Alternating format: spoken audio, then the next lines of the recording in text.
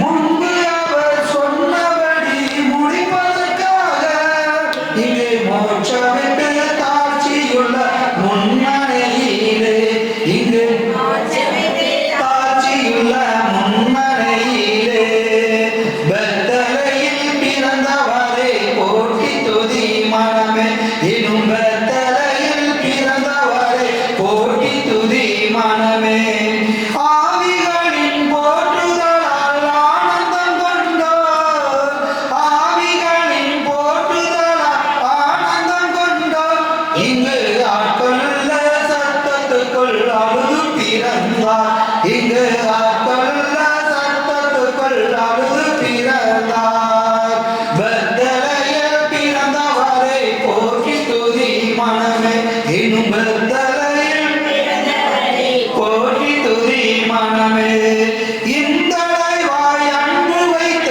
என் பெருமானே இந்தளை வாய் அன்பு வைத்த என் பெருமானே நாம் எண்ணமுடன் போய் துதிக்க ஏகிடுவோமே நாம் எண்ணமுடன் போய் துதிக்க ஏகிடுவோமே பெத்தலையில் பிறந்தவரை போற்றி துதி மனமே எனும் பெத்தலையில் பிறந்தவரை போற்றி துதி மனமே கிறிஸ்துவுக்கு பிறந்த நாளாகிய இன்று நாம் முதன்முறையாக வாசிக்கப்பட வேண்டிய சங்கீத பகுதி அது சங்கீதம் 93. கிறிஸ்து பிறப்பு திருநாளாகிய இன்று நாம் முதன்முறையாக வாசிக்கப்பட வேண்டிய சங்கீத பகுதி அது சங்கீதம் 93.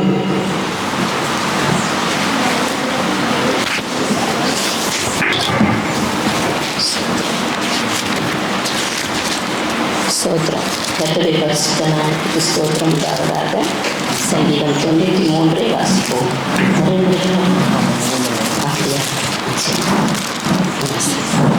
கர்த்தர் ராஜரீகம் பண்ணுகிறார், மகத்துவத்தை அணிந்து கொண்டிருக்கிறார். கர்த்தர் பராக்கிரமத்தை அணிந்து அவர் அதை கச்சையாக கட்டி கொண்டிருக்கிறார். ஆதலால் பூச்சக்கரம் அசையாதபடி நிலை பெற்றிருக்கிறது. உமது சிங்காசனம் பூர்வம் முதல் உறுதியானது, நீர் அனாதையாய் இருக்கிறீர்.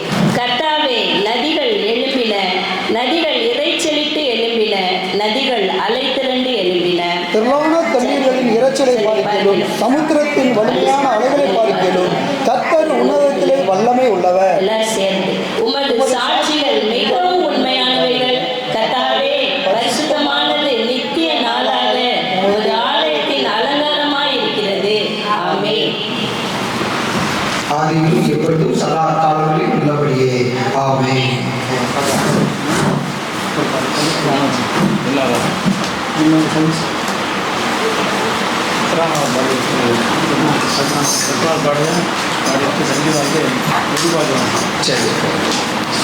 கர்த்தரானவர் உங்களோடு இருப்பாராக.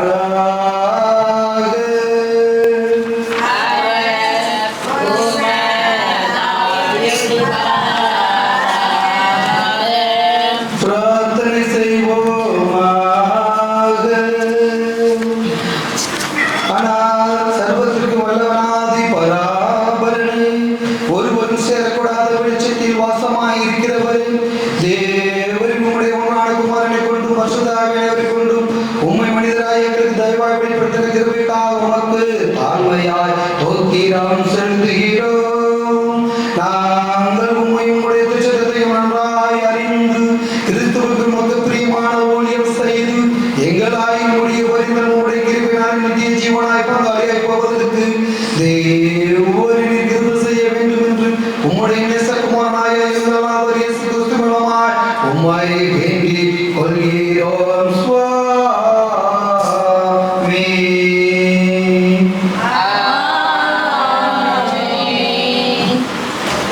மூணாம் அதிகாரம் 4-8.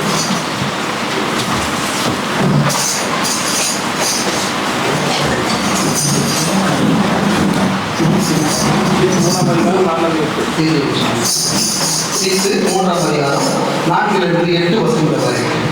தீத்து பழைய புதிய படுப்பதற்கு தீத்து நிறுவப்பகுதி தீத்து 3ஆம் அதிகாரம் 4-8 வசனங்கள் வரை.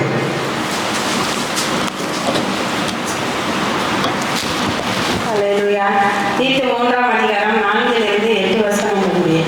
நம்முடைய இரட்சகராகிய தேவனுடைய தயையும் மனுஷர் மேலுள்ள அன்பும் பிரசன்னமான போது நாம் செய்த நீதியின் கிரியைகளின் நிமித்தம் அவர் நம்மை ரட்சியாமல் தமது ரட்சிப்பின்படியே மறு ஜென்மம் முழுக்காயிலும் பரிசுத்த ஆவியானவருடைய புதிதாக்குதலினாலும் நம்மை ரட்சித்தார்.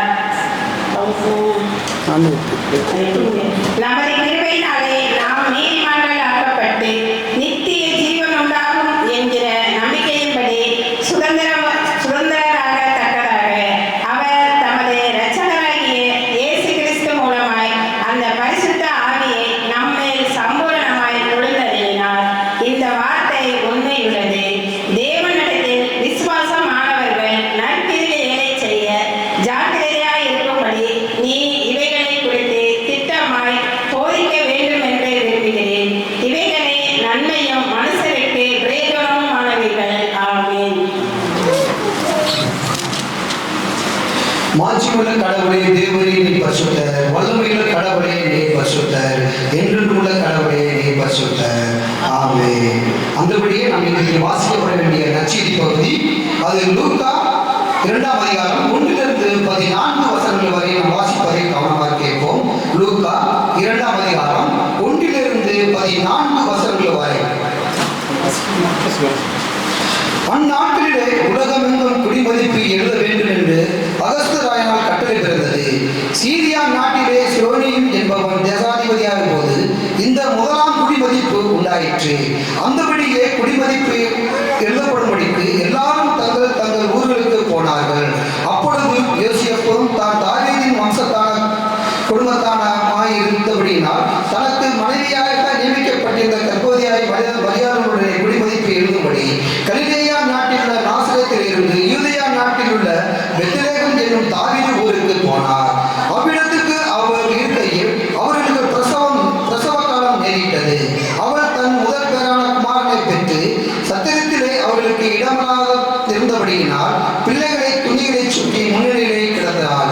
அப்பொழுது அந்த நாட்டிலே மேய்ப்பர்கள் வயல்வெளியில் தங்கி ராத்திரியிலே தங்கள் மந்தைகளை காத்துக் கொண்டிருந்தார்கள்.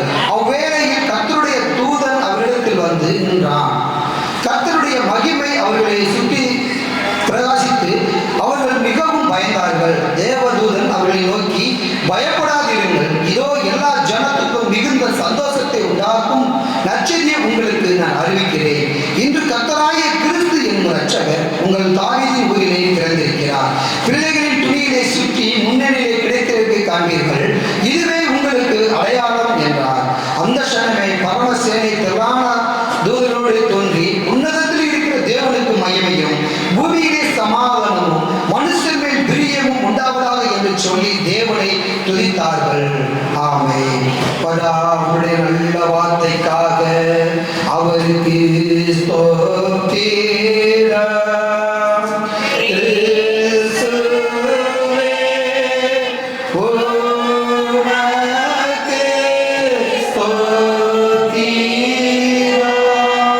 நாம் உலகம் உள்ள கிறிஸ்துவ திருச்சபைகளோடும் எல்லா விசுவாசிகளோடும் உன்னிசலாய் நமது விசுவாச அறிக்கையை நாம் பயபக்தியோடு நம் திருத்துவ விசுவாச அறிக்கையை நாம் அறிக்கை செய்வோமாக.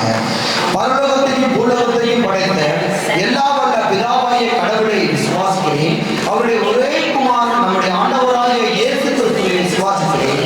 இவர் பரிசுத்த ஆவியினாலே கர்ப்பத்தில் உட்பிரவேசித்து கன்னிமரியாத்தில் பிறந்து பொந்து பிலாத்தியில் பாடுபட்டு சிலுவையிலே அறையுண்டு மரித்து அடக்கம் செய்யப்பட்டார்.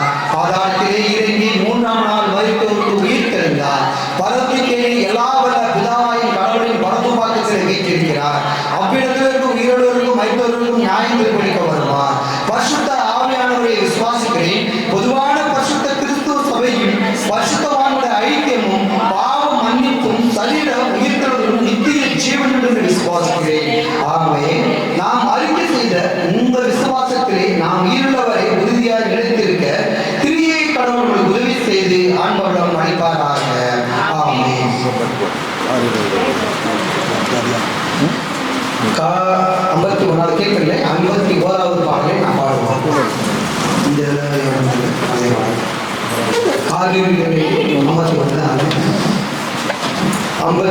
4வது பாடல். காரில் கடுங்குளிர் நேரத்தில் ஏழை கோலமதாய் பாரில் வந்த மன்னவனே உன் மாதயவு தயவு. இந்த பாடலை நாம் ஒரு சில கவி மட்டும் பாடி நாம் ஐயா ஆராதனை செய்தியை பங்களிப்பாக. காரில் வேலையில் கடுங்குளிர் நேரத்தில் ஏழை கோலமதாய் பாரில் வந்த மன்னவனே உன் மாதயவு தயவு. காரில் வேலையில் கடுங்குளிர் நேரத்தில் ஏழை கோலமதாய் பாரில் வந்த மன்னவனே உன் மாதயவு தயவு. விண்ணுலகில் சிம்மாசனத்திலே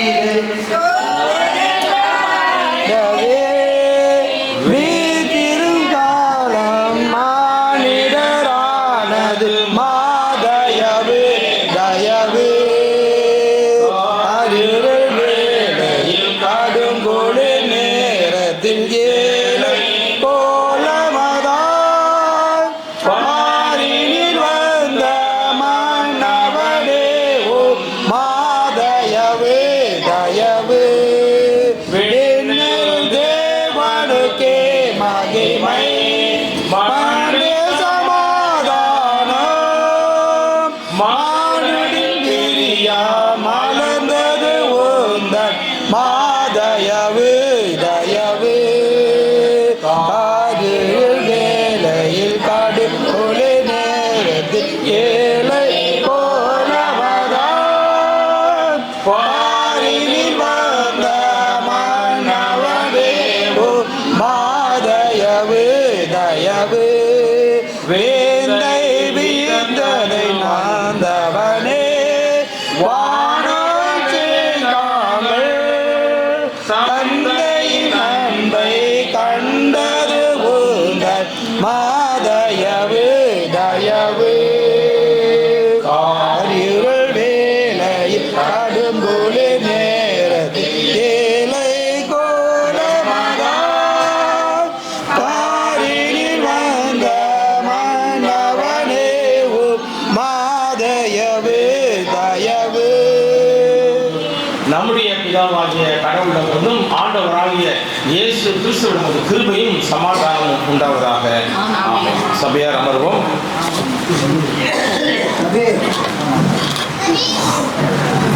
ஏசாயா தீர்க்கதரிசியின் புஸ்தகம் 9ஆம் அதிகாரம் 1ஆம் வசனம் முதல் 7 வசனங்கள் முடிய யாராவது ஒருவர் வாசிக்கலாம். ஏசாயா 9ஆம் அதிகாரம் 1ஆம் வசனம் முதல் 7 வசனங்கள் முடிய. ஆகிலும் இந்தாங்க. செபுலோன் நாட்டையும் நப்தலி நாட்டையும் இடுக்கமாய் ஈனப்படுத்தின முந்தின காலத்தில் இருந்தது போல அது இருந்திருப்பதில்லை. ஏனென்றால் அவர் கடற்கரை அருகிலும் யோர்தான் நதி ஓரத்திலும் உள்ள பிரஜாதியாருடைய கலிலேயாவாகிய அத்தேசத்தை பிற்காலத்திலே மகிமைப்படுத்துவார். இருளில் நடக்கிற ஜனங்கள் பெரிய வெளிச்சத்தை கண்டார்கள்.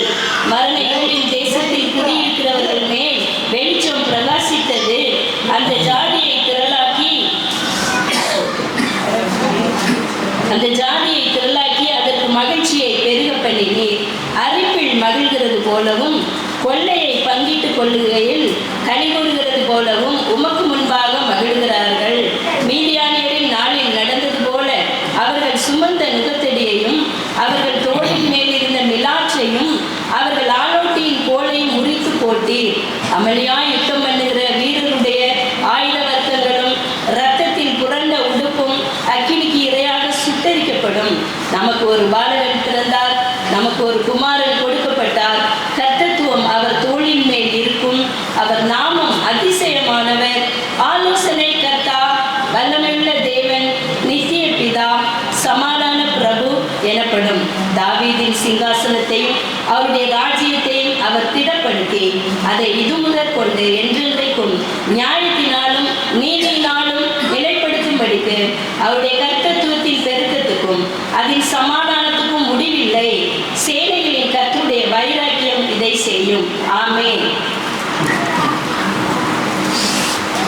ஜெபம் செய்வோம். வாரும் பரிசுத்த ஆவியானவரை, உம்மை விசுவாசிக்கிற எங்கள் உள்ளங்களில் தங்கியிருந்து ஒரு அன்பினால் நிரப்பியறலும். பற்பல மொழிகள் பேசும் பற்பல நாட்டினரை ஒரே விசுவாச ஒருமைப்பாட்டிலே கூட்டி சேர்த்திருக்கிற தேவன் தாமே இப்பொழுதும் நாங்கள் தியானிக்கின்ற இந்த திரு வார்த்தைகளை கொண்டு எங்களை உமக்கு என்று பிரவேசை செய்திடலும். முதவசனமே சத்தியம் சுவாமி. ஆமென். உங்கள் எல்லாருக்கும் கிறிஸ்துமஸ் நல்வாழ்த்துக்களை தெரிவித்துக் கொள்கின்றேன். கடவுள் நம்முடைய இந்த பண்டிகை காலங்களில் நிறைவாய் ஆசீர்வதிப்பாராக. இந்த நாள் நாம் கிறிஸ்து பிறந்த நாளை கொண்டாடுகின்றோம்.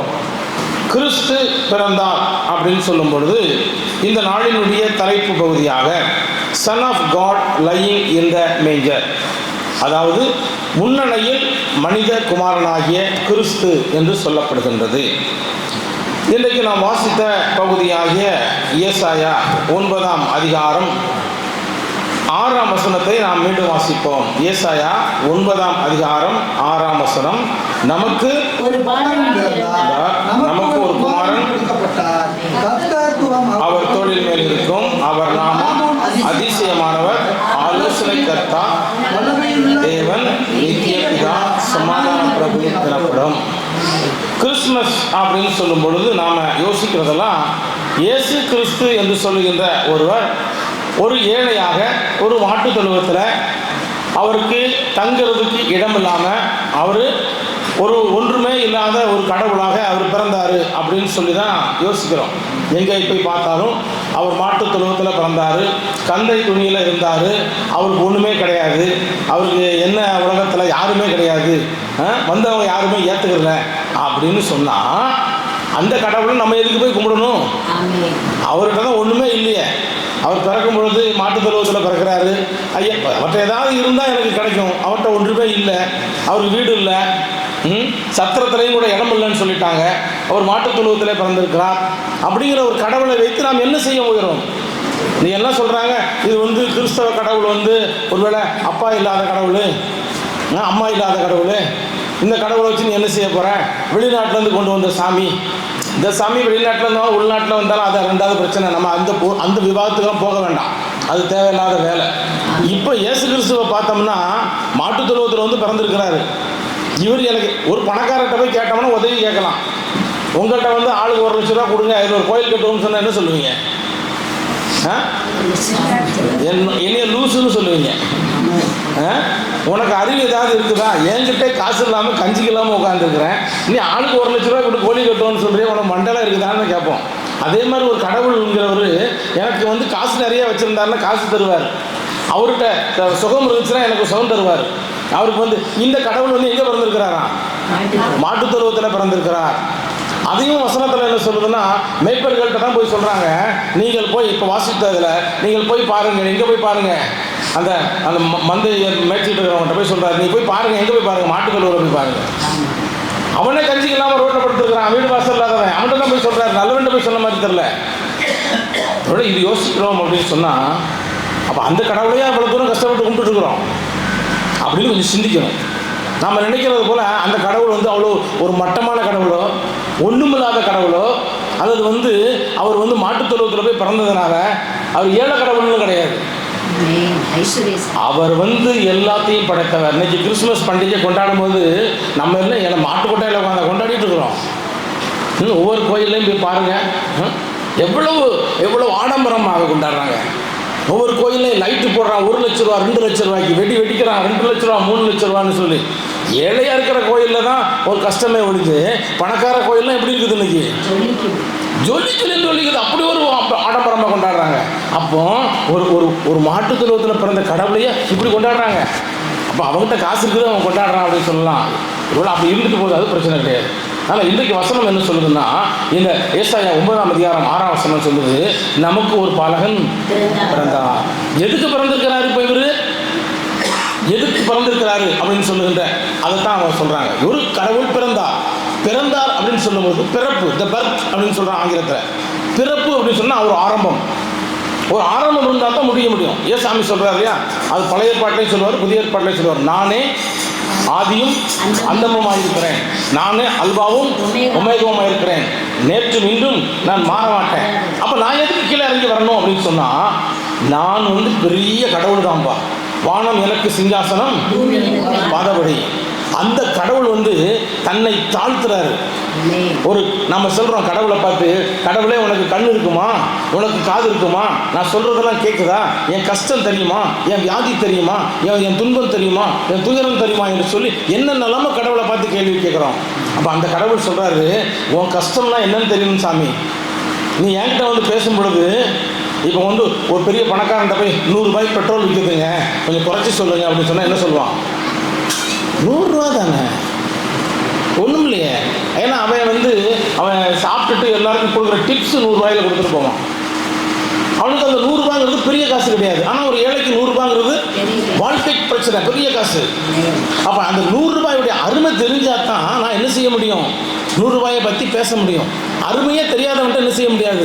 பேச முடியாது. அப்போ அந்த கடவுள் சொல்கிறாரு, நீ எப்படிப்பட்டவன், நீ என்ன கஷ்டப்படுற, உன் வாழ்க்கை எப்படி இருக்குது, நீ தங்கும் இடங்கள்லாம் எப்படி இருக்கிறதுன்னு சொல்லி அவன் என்ன சொல்கிறான் அப்படின்னு சொல்லி கேட்டீங்கன்னா, அந்த கடவுள் நம்முடைய வாழ்க்கையில் நம்முடைய கஷ்டங்களை உணர்வதற்காக அவர் எப்படி பிறக்கிறாரு, ஆரம்பம் பண்ணுறாரு. நம்ம கஷ்டத்தோட கஷ்டமாக பேசுகிறான். கடவுள்கிட்ட போய் நீ கேள்வி கேட்க முடியாது. என் கஷ்டம் உனக்கு தெரியுமா, என் பிரச்சனை உனக்கு தெரியுமா, உனக்கெல்லாம் நீ வானத்தில் உட்காந்துருக்கிற, நீ தூண்லையும் இருப்ப துரும்புலையும் இருப்ப, நான் கத்துன்னு கூப்பாடு போடணும், நீ என்னை வந்து பார்த்துருவியா, என் கஷ்டத்தோட நீ பங்கெடுத்துருவியான்னு சொல்லி நம்ம கேட்டக்கூடாதுங்கிறதுக்காகத்தான் அவ்வளோ பெரிய கடவுள் என்ன செய்கிறாரு, தன்னை தாழ்த்துகின்றார். பிலிப்பியர் 2ஆம் அதிகாரத்தில் 6ஆம் வசனத்தில் சொல்லுவார். என்ன சொல்லுவார்? அவர் தேவனுக்கு சமமான இருந்தும். எடுத்து வாசிங்க, அதை பைபிளில் உள்ள பகுதி தான். எபேசியர் பிலிப்பியர் 2ஆம் அதிகாரம் 6ஆவது வசனம்.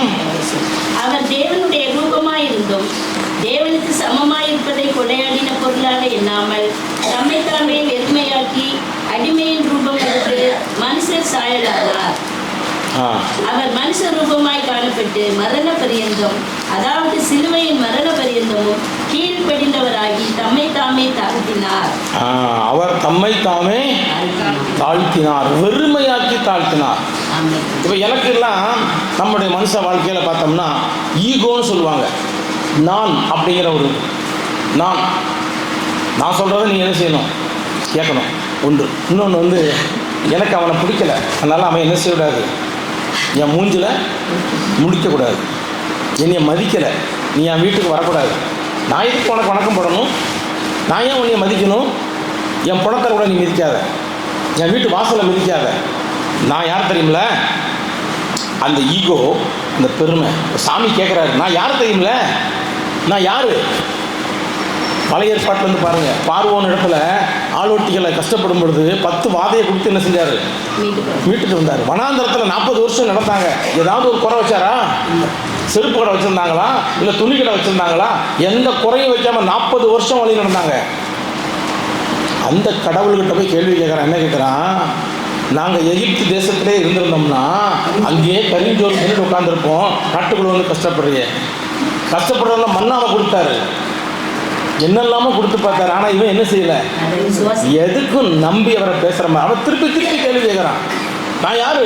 அப்போ சாமி ஒரு கேள்வி கேட்டாருன்னா, நான் உனக்கு இவ்வளவு உதவி செஞ்சு கொடுத்துருக்குறேன், இவ்வளவு வாழ்க்கையை கொடுத்துருக்குறேன், நீ வந்து திருப்பி பேசுகிற, நீ என் மூஞ்சில் முழிக்காத போ அப்படின்னு சொல்லிட்டாருன்னு சொன்ன ஒரு கடவுள் மனுஷனை பார்த்து சொன்னால் என்ன ஆகும்?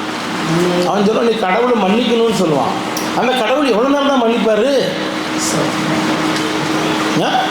அப்போ இந்த ஈகோ, இந்த சுயம், இந்த சுயத்திலிருந்து கீழே இறங்கி வந்து மனுஷனோட பிறந்தது தான் கிறிஸ்து பண்டிகை. அதில் தான் அவர் சொல்கிறாரு, நமக்கு ஒரு பாலகர் பிறந்தார். ஆரம்பம் பண்ணுறாரு, பிறப்பிலிருந்து முதலிருந்து ஆரம்பிக்குமே. திடீர்னு வந்து நான் உன்னை மீட்டுட்டு போகிறேன், ஹெலிகாப்டர்லையோ ஏரோப்ளைன்லையோ வந்து உன்னை தூக்கிட்டு போகிறேன் அப்படின்லாம் அவர் சொல்லலை. அவர் என்ன சொல்கிறாரு, பிறப்புங்கிறது என்னுடைய கஷ்டத்தையும் நஷ்டத்தையும் என்னோடு தெரிந்து கொள்வதற்காக ஆரம்பிக்கின்றது தான் பிறப்பு. ரெண்டாவது என்ன சொல்றார், நமக்கு ஒரு குமாரன் கொடுக்கப்பட்டார். அப்படின்னு என்ன அர்த்தம்? கொடுக்கப்பட்டார்னா நான் கேட்கல, யாராவது கேட்டீங்களா? மனுஷன் எந்த மனுஷனும் கேட்கல. கடவுள்கிட்ட வந்து என்ன கேட்பான்? சுகம் கொடு, பலன் கொடு, எனக்கு வந்து வீடு கொடு, எல்லாம் அழிஞ்சு போகிறதான் கேட்டுட்டு இருப்பான். எல்லாம் அழிஞ்சு போகிறத கேட்பான். வீடு வேணும், தோட்டம் வேணும், துறவு வேணும், அது வேணும், இது வேணும், கம்மாயில் தண்ணி வேணுமா, இந்த வருஷம் தண்ணி முடிஞ்சோன்னா அடுத்த வருஷம் திருப்பி தண்ணி ஊற்றுமா. ஆனால் எனக்கு நிரந்தரமான ஒரு சந்தோஷம் கொடு, நிம்மதி கொடு, என் கடவுளை என் கூட வந்து இருன்னு சொல்லி கேட்க மாட்டான். சாமி வந்துட்டா போயிட்டே இருக்கணும். சாமி வந்து எப்போ மலையே இருக்குமா, சாமி இருக்க விட மாட்டான். ஆனால் சாமிகிட்ட வந்து கேட்பான், சாமி வரணும், சாமி என் வீட்டுக்கு வரணும். வந்தால் என்ன செஞ்சிடும், உடனே போயிடணும். நான் கடவுள்கிட்ட போய் கேட்க மாட்டேன், நீங்கள் வாங்க வீட்டுக்கு கேட்பேன். நான் கடவுளே எங்கள் வீட்டுக்கு வாங்கன்னு சொல்லுவேன்னா நான். ஒருத்தர் சொன்னானா, சாமி வந்து எங்கள் வீட்டுக்கு வாங்க அப்படின்னு சொன்னாரான். சாமி சொன்னாரா, நான் வீட்டுக்கு வரேன் போ அப்படின்ட்டார். இவன் வருவார்னு உட்காந்துருக்கிறான், வரவே இல்லை. ஒரு ஏழை தான் வந்து கேட்டான், ஐயா எனக்கு எதாவது சாப்பிட கொடுங்க. போய் அங்கிட்டு நான் கடவுள் ஒரு வாரம் பார்த்துட்டு இருக்கிறேன், உனக்கு இருக்கிற இதெல்லாம் தர முடியாது ஹோட்டல் கட்டுட்டார். இப்படி 4-5 ஏழைகள்லாம் வந்து கேட்டாங்க, யாருக்குமே கொடுக்கல, ஒன்றுமே கொடுக்கல. அவன் என்ன வரான், சாமி வரும்னு உட்காந்துட்டு இருக்கிறான். சாமி எப்படி வரும், சாமி எப்படி வரும்னு நினைக்கிறான் அவன். என்ன பெரிய பணக்கார சாமின்னு எப்படி இருக்கும். எனக்கு ஒரு கற்பனை வச்சுருப்பேன், பாஸ்டர்னா எப்படி வருவார், ஆமாம் அங்கி போட்டு நீட்டாக வருவார். பேசும்போது எப்படி பேசுவார், அதிகாரத்தை பேசணும், கட்டு விட்டுருவீங்க. அன்பா பேசணும். சோத்திரமா உங்களை பார்த்து விரியன் பாம்பு குட்டிகளே, காக்கூரில் இருக்கிற புத்தி இல்லாத சபையாரேன்னு கேட்டால் கொண்டு விடுவீங்க. யோவான் அப்படி தானே பிரசவம் பண்ணான், விரியன் பாம்பு குட்டிகளேன்னு தானே பேசினான்.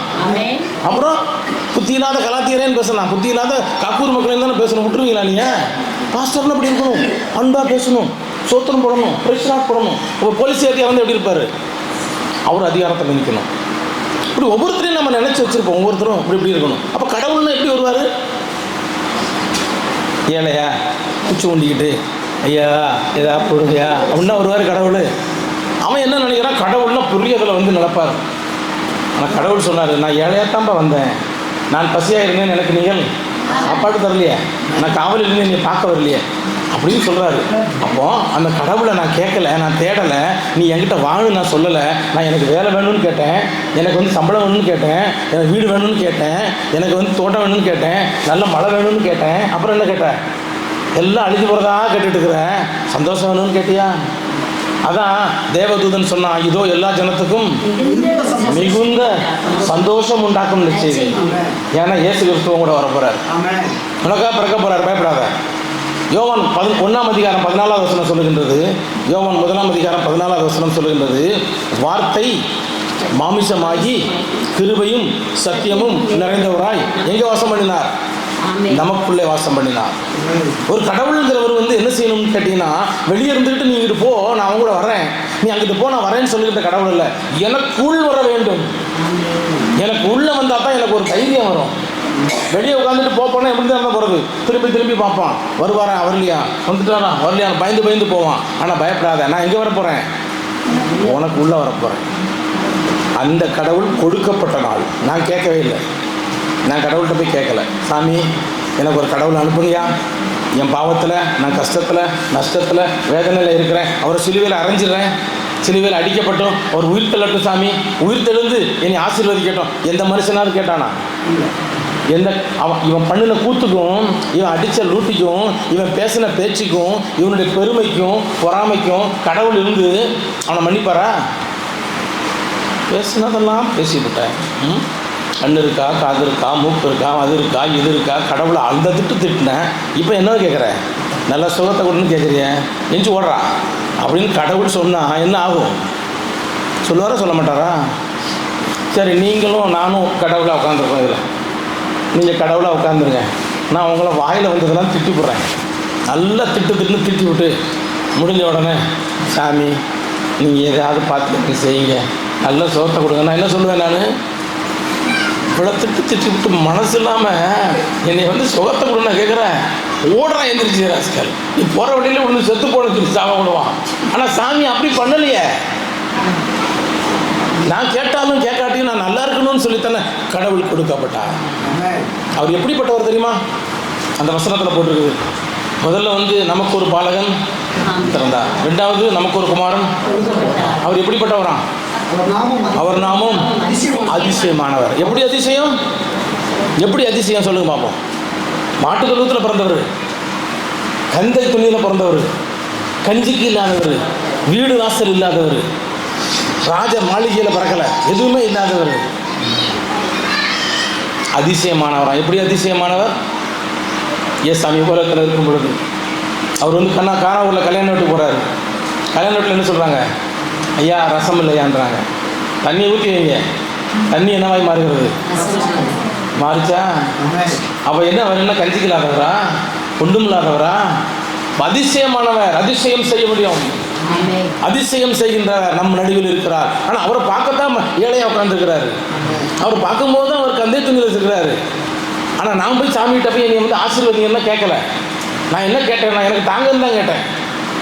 என்ன கேட்டேன், நான் எல்லாத்தையும் தாங்கன்னு தான் கேட்டேன். அதை தாங்க, இல்லை இது தாங்க, அதையும் வச்சுருக்கிறீங்க. செல்லத்தை கேட்பேன் தெரியுமா, இது என்ன ஸ்ட்ரிக் பண்ணா, இது தந்துருங்களேன் எனக்கு, உங்கள்கிட்ட சும்மா தானே இருக்குது, அது என்னது, அதை கொடுங்களேன், அதை தந்துருங்களேன் எனக்கு, தாங்கன்னு தான் கேட்பேன். முடிஞ்சு ஆண்டவரே எனக்கு இதை போல செய்ய நீ யாரும் சொல்லியிருந்த.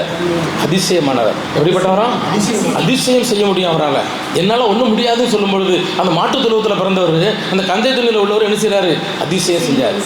ரெண்டாவது என்ன போட்டிருக்கிறதுல ஆலோசனை கர்த்தர், ஆலோசனை கொடுக்குறாரு. நான் எப்படி எப்படி போகணும், எங்கெங்கெல்லாம் செய்யணும், என்னெல்லாம் போகணும், ஆலோசனை. சரி,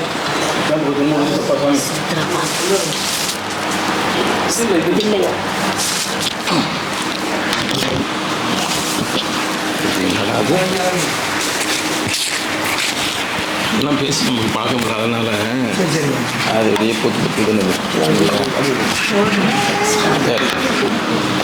ஆலோசனை சொல்லுகின்ற ஒரு கடவுள். நான் என்ன செய்யணும், எங்கே போகணும், ஆண்டவரே நான் என்னெல்லாம் பண்ணணும்னு நினைக்கிறேன்னா எனக்கு ஆலோசனை சொல்கிறாரு. எந்த கடவுள்? மாட்டு கொட்டாயில் பிறந்தவர். அவர் நாமம் அதிசயமானவர். அவர் ஆலோசனை கர்த்தா. அடுத்தது என்ன போட்டிருக்குது? வல்லமை உள்ள தேவன். அவரிடத்துல வல்லமை இருக்குது. 18 வருஷமாக பெரும்பாடு உள்ள ஒரு ஸ்திரீ என்ன பண்ணாங்க, வஸ்திரத்தின் ஓரத்தை தான் தொட்டுச்சு. எதை தொட்டுச்சு? சுகம் கிடைச்சதா இல்லையா? அவர் என்னிடத்திலிருந்து வல்லமை புறப்பட்டு போனது யார் என்னை தொட்டதுன்னு கேட்குறாரு. வல்லமை உள்ள கடவுள்.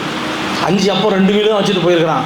3 நாள் சோறு தண்ணி இல்லாமல் உட்காந்துருக்கிறான். ஐயா எனக்கு வயிறு பசிக்குதுன்னு சொல்கிறான். உன்ட்ட என்ன இருக்குதுன்னு கேட்குறாரு. 5 அப்பமும் 2 மீனும் கொண்டா என்கிட்ட. ஜெபம் பண்ணுறாரு, கொடுக்குறாரு. எத்தனை பேர் சாப்பிட்டாங்க? வல்லமை உள்ள கடவுள். நம்ம நினைக்கிற மாதிரி பிச்சைக்கார கடவுள் கிடையாது. அவர் இறங்கி வந்திருக்கிறார் எனக்காக. என்னை பார்க்கறதுக்கு அவர் வந்திருக்கிறாரு. ஒரு பெரிய பணக்காரன், அவனுடைய காரு பங்களா, அவனுடைய வரும்போது அம்பானி அதானி அந்த ஆளுகள்லாம் போகும்போது பார்த்தீங்கன்னா பெரிய பணக்காரங்க. வீடுலாம் பார்த்தீங்கன்னா கோடிக்கணக்கில் கட்டி வச்சுருக்கிறாங்க. எத்தனையோ கார் வச்சுருக்காங்க. ஒரு ஒரு ஏதோ ஒரு பணக்காரரை பற்றி பார்த்தேன், டிவியில் போட்டிருந்தாங்க. ஒரே ஒரு ஆள் 7000 கார் வச்சுருக்கிறாராம். எத்தனை காரு? 7000 கார் வச்சுருக்கிறாராம் ஒரு ஆளுக்கு. அப்போ அந்த ஆள் வந்தால் எப்படி வருவான்? நடந்தான் வருவான், சேர்னா வருவானா?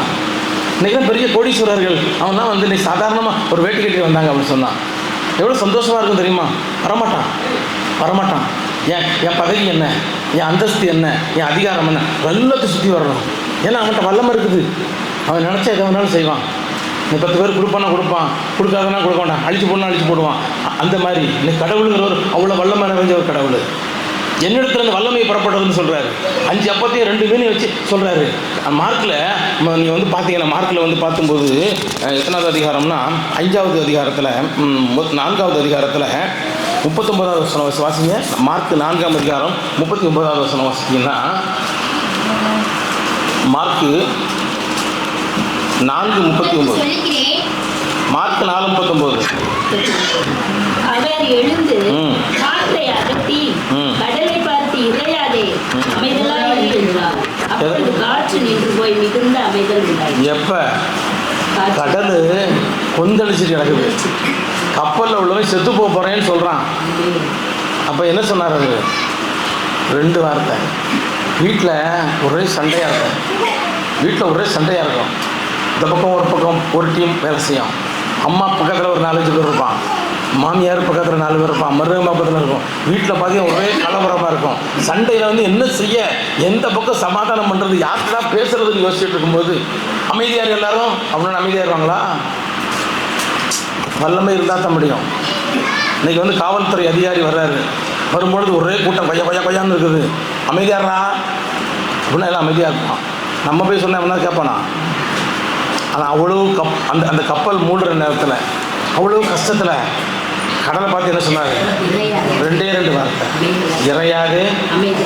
நம்ம சொன்னால் நடக்குமா? நம்முடைய ஆண்டவர் சொன்னால் நடக்கும். அந்த ஆண்டவர் எனக்குள் இருந்தால் எங்கள் வீட்டில் எந்த பிரச்சனை இருந்தாலும் சரிதான். அமைதியாக இருந்தால் அமைதியாக இருப்பான், பேசுனா பேசுவான். அந்த ஆண்டவர் பிறந்த நாள் தான் இன்னைக்கு. நமக்கு ஒரு குமாரன் பிறந்தார், நமக்கு ஒரு பாலகன் என்ன செய்வார், கொடுக்கப்பட்டார். எது கொடுக்கப்பட்டாரு? அதிசயங்களை செய்கிற ஒரு கடவுள், அற்புதங்களை செய்கின்ற ஒரு கடவுள், ஆலோசனை தருகின்ற ஒரு கடவுள், வல்லமை உள்ள கடவுள். அடுத்தது என்ன போட்டிருக்குது? நித்திய பிதா. நித்திய பிதான்னு என்ன அர்த்தம்? நித்திய பிதா என்ன அர்த்தம்னா, it is not a seasonal god. இந்த கிறிஸ்மஸ் நேரத்துக்கு தான் அவர் வருவார், ஏழைகளுக்கு துணி எடுத்து கொடுப்பாரு, கிறிஸ்மஸ் தாத்தா வேஷம் போடுவார், வீட்டுக்கு பாட்டு பாடுவார், அதுக்கப்புறம் என்ன செஞ்சிருவார், போயிடுவார். அப்புறம் எப்போ வருவார்?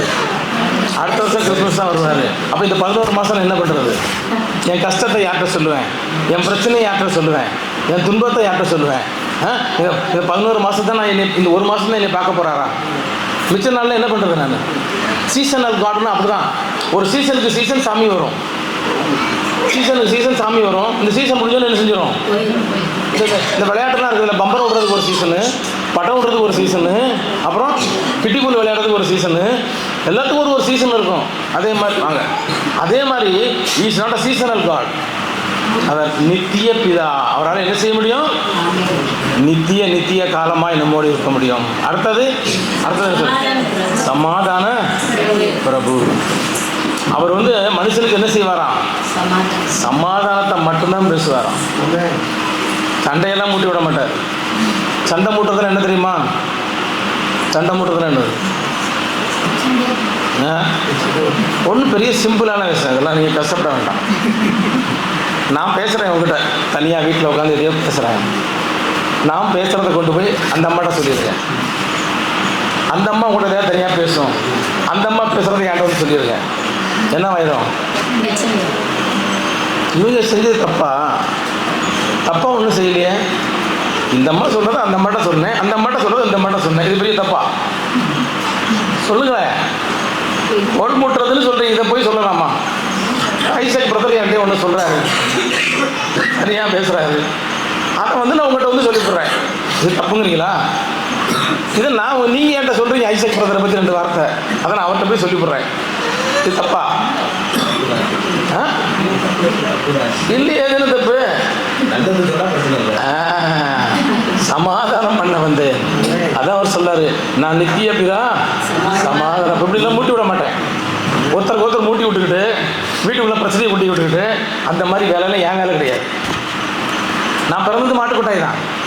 நான் ஏழையாக தான் பிறந்தேன், ஒன்றும் இல்லாத நான் பிறந்தேன். ஏன்னா நீ சொல்லக்கூடாது, நீ என் கஷ்டம் தெரியுமா? சோறுனா என்னன்னு தெரியுமா? காசுனா என்னன்னு தெரியுமா? என் கஷ்டம்னா என்னன்னு தெரியுமா? என் பாடுனா என்னன்னு தெரியுமா? நான் சட்டம் இல்லாமல் இருக்கிறேனே, எனக்கு துணி இல்லாமல் உட்காந்துருக்கிறேனே, எங்கள் வீட்டில் இவ்வளவு பிரச்சனையில் இருக்கிறேனே. சாமி உனக்கு கண் இருக்குதா? நீங்கள் டயலாக்லாம் பேச முடியாது.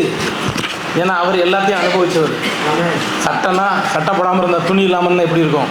ஆனால் இன்றைக்கி கிறிஸ்துமஸ் பண்டிகையில் யாராவது துணி இல்லாமல் உட்காந்துருப்பாங்களா?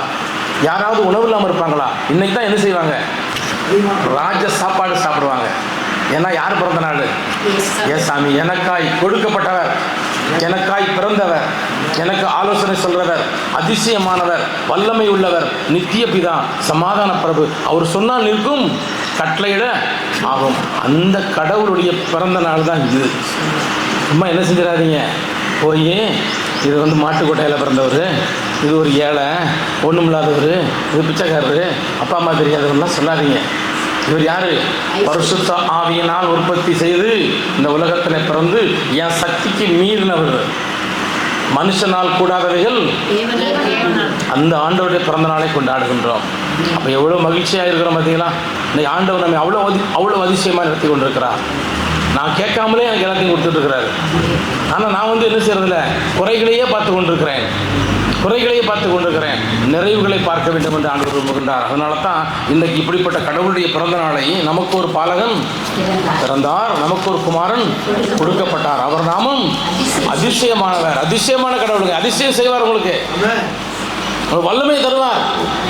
இன்னைக்கு அவர் தான் சொல்லி, அவர் தான் சொல்லணும்னு கிடையாது, நாம சொன்னாலும் எல்லாம் நடக்கும். எப்படின்னு சொன்னால், வார்த்தையான கடவுள் மாமிசமாக எனக்குள் எனக்குள் வாசம் பண்ணினார். கடவுளுங்கிறவர் வெளியே இருக்கக்கூடாது. எங்கே இருக்கணும்? ஆலோசனை சொல்லணும், எனக்குள்ள இருந்தால் சொல்லணும். ஒரு காரில் வழி சொல்கிறவர் எங்கே இருக்கணும்? பக்கத்தில் உட்காந்து இப்படி போங்க பிரதர்ன்னு சொல்லணும். வாழ்க்கையில் சொல்கிறவர் பக்கத்தில் இருக்கணும். எங்கேயோ உட்காந்து இந்த கூகுள் மேப்பை போட்டு போகிறாங்க பார்த்தீங்களா, அது தண்ணிக்குள்ள கொண்டு விட்டுரும். சாக்கடை முட்டு சத்திர விட்டு அவன் திரும்பி போய் இருக்கவங்களாம் கொண்டுட்டு போயிட்டு இருக்கான். அவன் சொல்கிற ஆலோசனை எல்லாம் அப்படிப்பட்ட ஆலோசனை. ஆனால் நம்முடைய தேவனுடைய ஆலோசனை எப்படிப்பட்ட ஆலோசனை? நம்மளை தூக்கி மேலே நிற்கும் நித்தியமான ஒரு கடவுள். அந்த பிறப்பின் பண்டிகை நாம் கொண்டாடி கொண்டிருக்கிறோம். அந்த மகிழ்ச்சி, அந்த சந்தோஷம் நம் அனைவரையும் நீங்காமல் நிறைவாக இருந்து நம்மை ஆசீர்வதித்து வழிநடத்த ஜெபிக்கிறோம். கடவுள் இந்த பண்டிகை நாளை உங்களை ஆசீர்வதித்து வழிநடத்துவாராக. பாஸ்டர் வந்துட்டாரு. பாஸ்டர் வந்துட்டாரு. சரி, பாட்டு பாடுறேன். காணிக்கை பாடாளாக ஆரிவர ஆரவ தெரியுமா?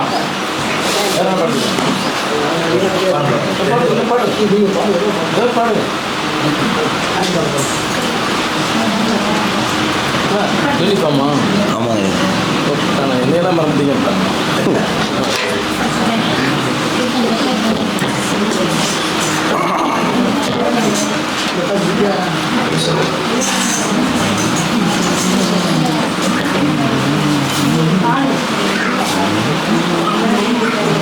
ஆதி வார்த்தை மாம்சமாகி இயேசு பூமியில் பிறந்தாரே.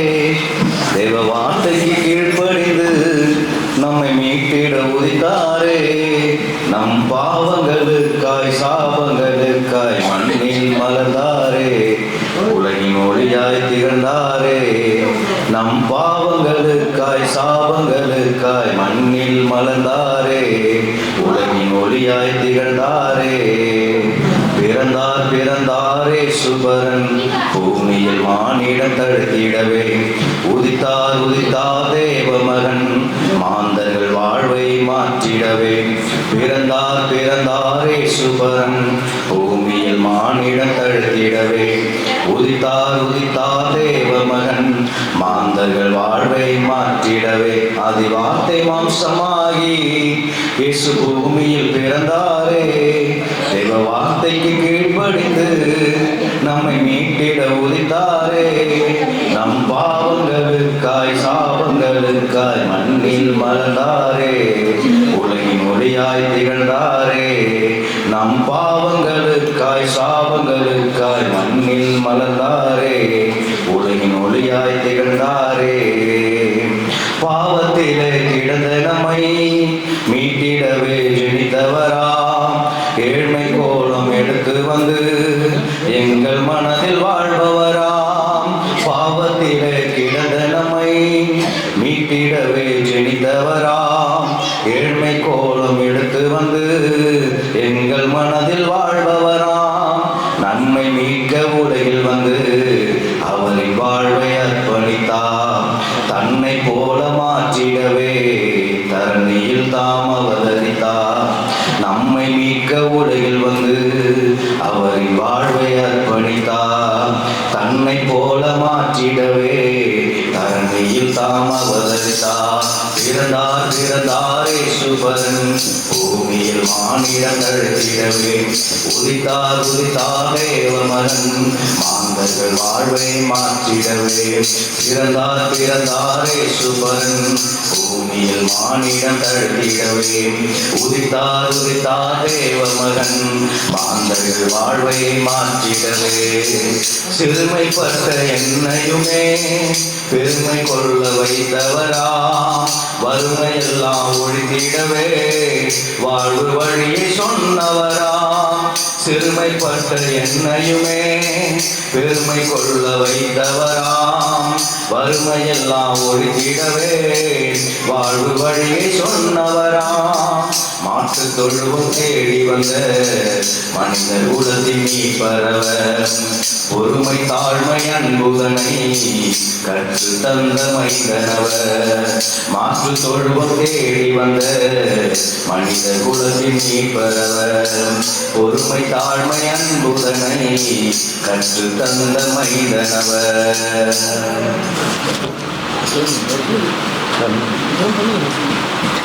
ஆண்டவரே, பரலோகத்தின் தேவனே, இந்த நல்ல நாளுக்காக உங்களுடைய சமூகத்தில் வருகிறோம்.